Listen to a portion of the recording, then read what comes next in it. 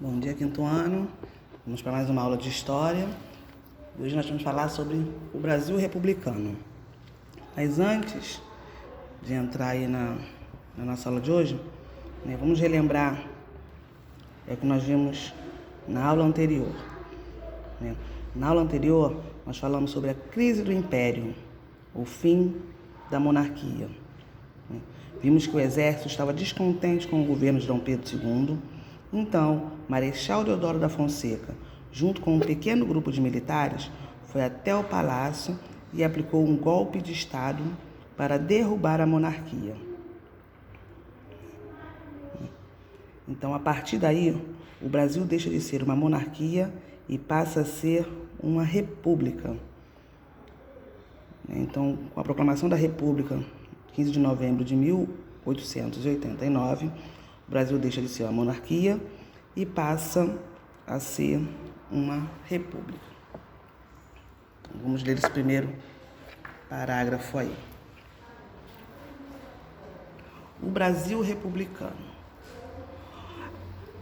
Os primeiros compromissos do governo republicano eram a elaboração de uma nova Constituição, para o país e a realização de eleições para presidente. Enquanto essa nova Constituição não acontecia, quem ia tomar conta do Brasil? Então foi criado um governo provisório até que elaborasse essa nova Constituição. A primeira Constituição republicana foi aprovada em 1891. Nela foi extinto o poder moderador, que dava plenos poderes ao imperador. E foi mantida a separação entre os três poderes da República: o Executivo, o Legislativo e o Judiciário. O presidente da República deveria ser eleito pelo voto direto, porém, apenas homens alfabetizados maiores de 21 anos podiam votar. Então, antes da primeira Constituição, quem era responsável pelo ensino era a Igreja Católica.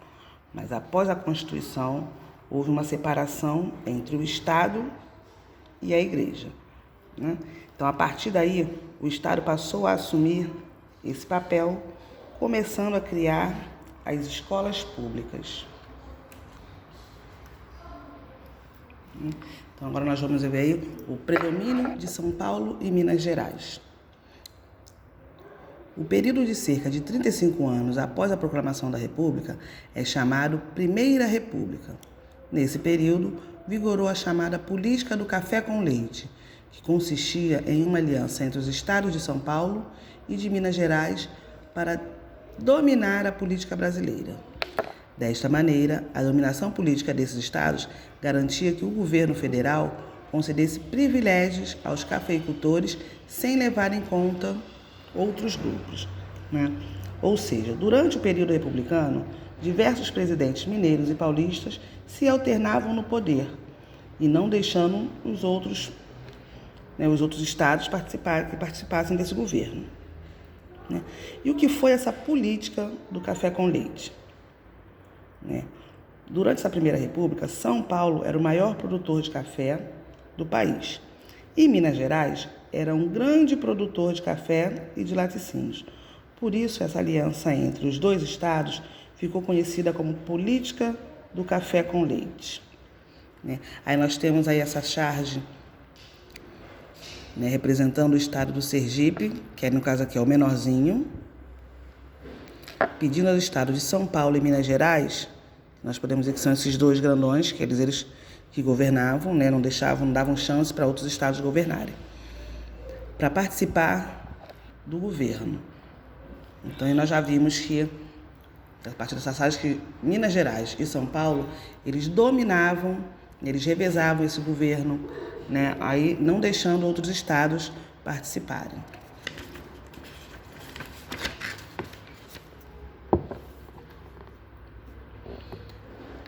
Na página 252. O poder dos coronéis.